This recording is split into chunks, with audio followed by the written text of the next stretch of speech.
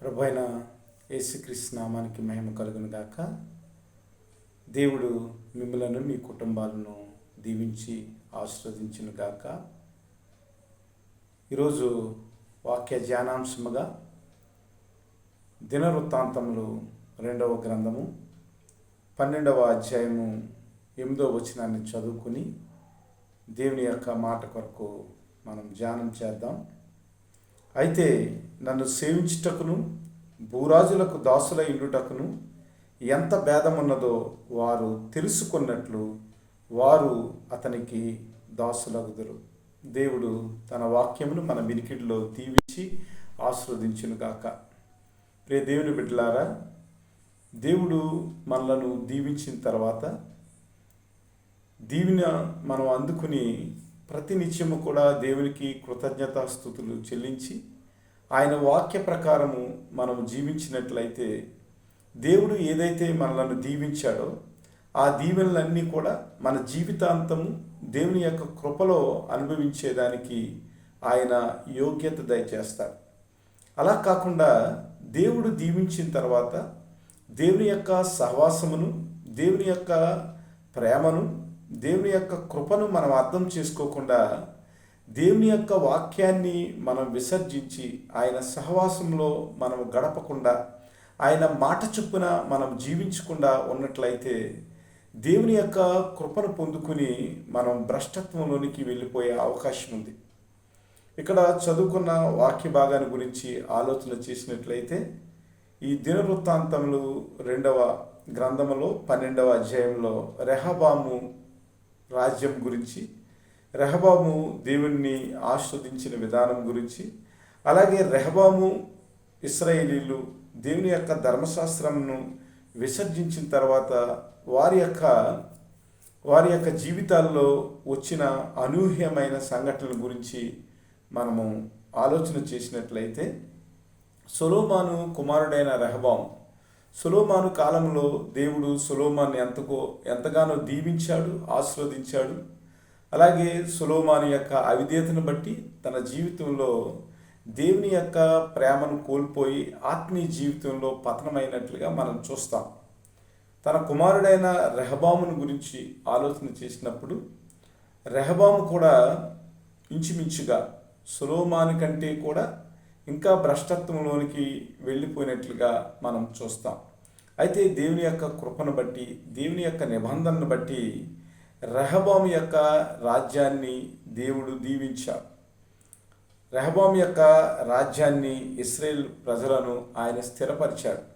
ఎంత చక్కగా వారిని స్థిరపరిచాడంటే మనం 11వ అధ్యాయంలో మనం చూస్తే అందులో యెరూషలేము నందు కాపురం ఉండి యోధా ప్రదేశమందున్న ఆ పట్టణాలన్నీ కూడా ప్రాకారాలన్నీ కట్టించుకున్నట్లుగా, దుర్గములను బలపరిచినట్లుగా, వారిలో అధిపతులను నియమించినట్లుగా, ఆహారమును, నూనెను, ద్రాక్షారసమును సమకూర్చినట్లుగా, ఇంకా మనం చూస్తే వారి యొక్క దేశంలో నెమ్మది కలగటానికి వారు దేశానికి సంబంధించిన ఆ సైన్యాన్ని బలపరుచుకుని వారు బంగారపు డాళ్లను, బంగారపు బళ్ళెములను కూడా చేయించుకున్నట్లుగా మనం చూస్తూ ఉంటాం. అంటే దేవుని యొక్క కృపలో వారి యొక్క రాజ్యాన్ని ఎంత సుస్థిరం చేశాడో, ఎంత స్థిరపరిచాడో, ఎంత బలపరిచాడో, ఇన్ని విషయాలు జరిగిన తర్వాత రెహబామును ఇశ్రాయేలీలందరూ కూడా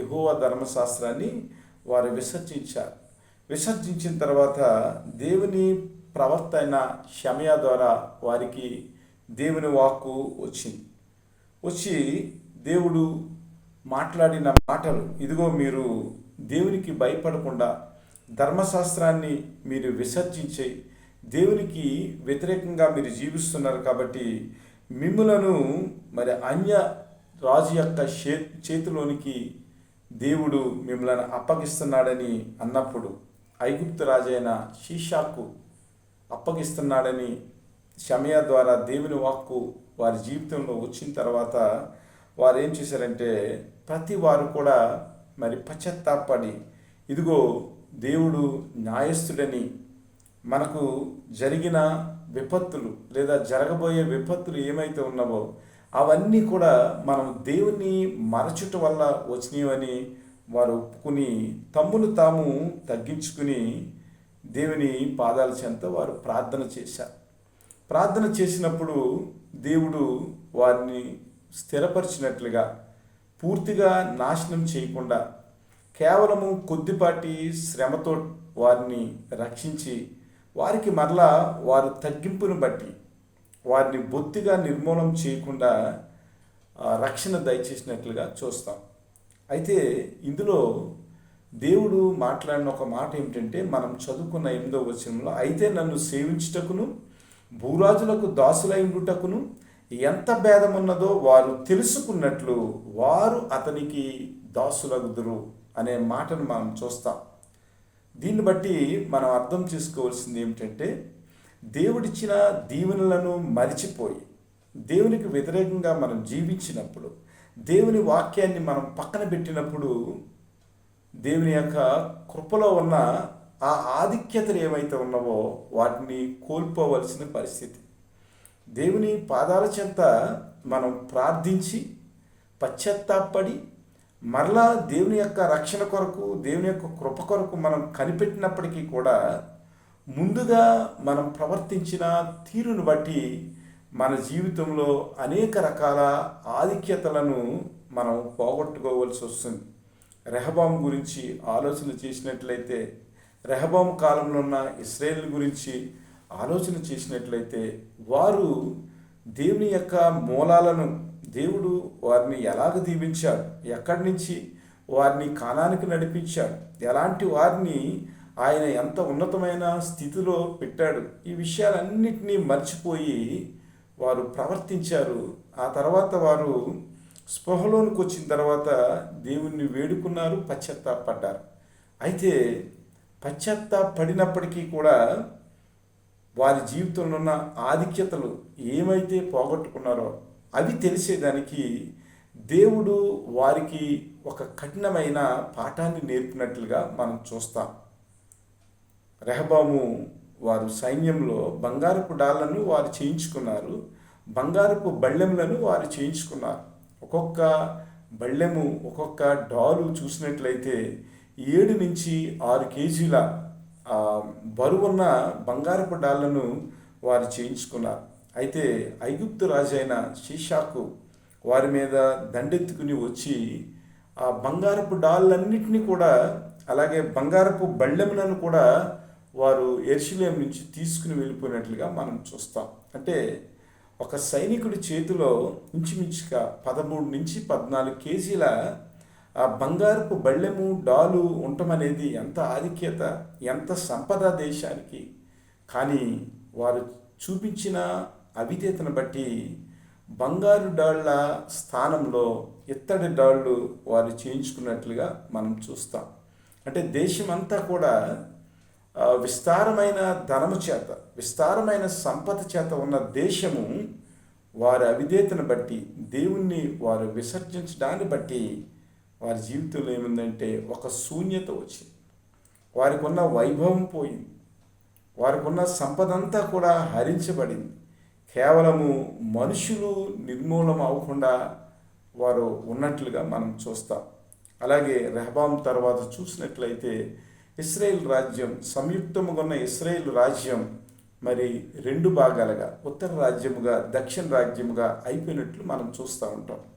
దీన్ని బట్టి మనం ఆలోచించవలసింది ఏంటంటే, దేవుణ్ణి విసర్జించినప్పుడు దేవుడిచ్చిన ఆ ఆధిక్యతలను మనం ఎలాగ కోల్పోతాం, ఎలాగ నష్టపోతాం మన జీవితంలో అనేది మనం ఆలోచన చేయాలి. ఇశ్రాయేల్ రాజ్యంలో అప్పటి వరకు ఎంతో సుస్థిరంగా, నెమ్మదిగా ఉన్నారు. వారి జీవితంలో ఆహారం కొదువు లేదు, ద్రాక్షారసం కొదువు లేదు, సైన్యం యొక్క ఆ బలం కొదువు లేదు. కానీ దేవుని విసర్జించిన కారణాన మరి అన్నీ కోల్పోయి వారి జీవితంలో ఎంతో నష్టాన్ని వారు చూసినట్లుగా మనం చూస్తూ ఉన్నాం.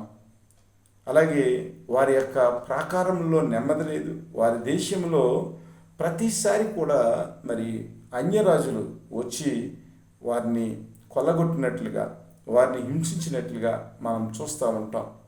కాబట్టి ప్రియ దేవుని బిడ్డలారా, దేవుడిచ్చిన ఆధిక్యతలు ఏమైతే ఉన్నాయో వాటిని జ్ఞాపకం చేసుకుని దేవుని యొక్క కృపలో అనిత్యము ఆయనతో సహవాసం చేసేవారిగా, ఆయన కృపను అనుభవించేవారిగా ఉండాలి. దేవుడు దీవించే కొలది కూడా మనం ఇంకా ఎక్కువ కృతజ్ఞత కలిగిన జీవితాన్ని దేవుని ఎదుట మనం ప్రదర్శించవలసిన వారమై ఉన్నాం. అలా కాకుండా దేవుడిచ్చిన ఆధిక్యతలను మనం మరిచి దేవుని యొక్క కృపను గనక మనం విడనాడినట్లయితే మన జీవితంలో ఉన్న ప్రతి విధమైన ప్రతిష్ఠితమైన ప్రతి తలాంతులు మన జీవితం నుంచి బయటికి వెళ్ళిపోతాయనే గుణపాఠాన్ని మనం నేర్చుకోవాలి. ప్రియ క్రైస్తవ బిడ్డలారా, మరి ప్రతి నిత్యము కూడా దేవుని స్తుతిస్తూ ఆరాధిస్తూ గణపరుస్తూ ఉండేదానికి మనము ఎక్కువగా ప్రయాసపడాలి. అలా కాకుండా మనం సమృద్ధిలోకి వచ్చిన తర్వాత దేవుణ్ణి మర్చిపోతే మనకంటే మరి విశ్వాస ఘాతకులు ఎవరు ఉండరని మనం జ్ఞాపకం చేసుకోవాలి. ఇశ్రాయేలు జీవితంలో చూసినట్లయితే వారి అతిశయాన్ని బట్టి వారు ఎన్నో రకాలుగా వారు నష్టపోయినట్లుగా చూస్తాం. విలాప వాక్యాల్లో మనం చూసినట్లయితే మరి ఇశ్రాయేలు యొక్క స్థితి, వారు ఎంతో అందమైన వ్యక్తులుగా వారు కనపడతా ఉన్నారు. వారి శరీరము, వారి యొక్క రంగు, వారి యొక్క రూపు ఎంతో అందమైనదిగా ఉంటా ఉంది. కానీ ఒకప్పుడు మరి వారి పరిస్థితిని చూసినప్పుడు, వారు బబులోను చెరలోకి వెళ్ళినప్పుడు ఆ అందమైన ముఖాలు, అందమైన చర్మం, తేజస్సు గల ఇశ్రాయేలీయులందరూ కూడా మరి సూర్యుని కాంతి చేత మాడిపోయిన ఆ ముఖవశస్సుగా, వారి రూపమంతా వికారమైపోయినట్లుగా, వారు మరి స్త్రీలందరూ వితంతులు అయిపోయినట్లుగా, వారు తండ్రి లేని బిడ్డలుగా ఉన్నట్లుగా మనం చూస్తూ ఉంటాం. ఇదంతా కూడా కేవలం దేవుడిచ్చిన ఆధిక్యతను, దేవుడు పిలుచుకున్న ఆ పిలుపును, దేవుడిచ్చిన ఆ కృపను, దేవునిలో ఉన్న ఆ దయను మనం మర్చిపోయి మనం ఇష్టం వచ్చినట్లు మనం జీవించినట్లయితే దేవుని యొక్క ప్రేమను పొందుకోలేకపోతాం. అంతేకాకుండా మన జీవితంలో ఉన్న ఆధిక్యతలన్నీ కూడా మనము నష్టపోయి ఆఖరికి కేవలం మనుషులుగానే మనం మిగిలి ఉంటాం. అది కూడా దేవుని కేవలం కృప. లూకాసు వార్త 12వ అధ్యాయంలో మనం చూసినట్లయితే మరి ధనవంతుడికి ఎంతో ధనం పండుతుంది. నా నా నా అంటూ నా కొట్లలో నా ధాన్యము నా కొరకు మరి నేను ఎంతో కాలము దాన్ని నిల్వ చేసుకుని తింటానని తన ఇష్టం వచ్చినట్లుగా దేవుడిచ్చిన ఆ సంపదను గురించి దేవుని స్తుతించకుండా నా నా అన్నట్లుగా, నా ప్రాణమా తిను తాగు సంతోషించు అన్నట్లుగా మాట్లాడితే దేవుడేమన్నాడంటే, వెర్రివాడా, మరి ఈ రాత్రే నీ ప్రాణంను అడుగుచున్నాను అని అన్నాడు. కాబట్టి ఈ లోకం కొరకు కాక దేవుని కొరకు, దేవుడిచ్చిన ఆధిక్యతలను జ్ఞాపకం చేసుకుని, మన మూలాలను జ్ఞాపకం చేసుకుని, మనం ఎక్కడి నుంచి వచ్చామో, మన పరిస్థితి ఏమిటో, ఒకప్పుడు మన జీవితం ఎలా ఉండేదో, దేవుడు దీవించిన తర్వాత దేవుని యొక్క ఆధిక్యత మన జీవితంలో ఎలా ఉందో ఇవన్నీ జ్ఞాపకం చేసుకుని అనునిత్యము దేవుని యొక్క సహవాసంలో, దేవుని యొక్క కృపలో మనలో ఉన్న ఆ శూన్యత ఏదైతే ఉందో అది మనకు రాకుండా ఉండేదానికి దేవుని వాక్యం చేత, దేవుని యొక్క సహవాసంలో మనం ఎదిగేవారిగా, దేవుని కృపకు నిరంతరము మనము అర్హులుగా, యోగ్యత కలిగి జీవించేవారిగా, ఆయనకు లోబడి విశ్వాసంతో విధేయతతో మనం జీవించినప్పుడు నిరంతరము ఆయన యొక్క ప్రేమను అనుభవించగలుగుతాం. అట్టి కృప దేవుడు మనకు దయచేసి మనల్ని దీవించి ఆశీర్వదించునుగాక. ఆమేన్.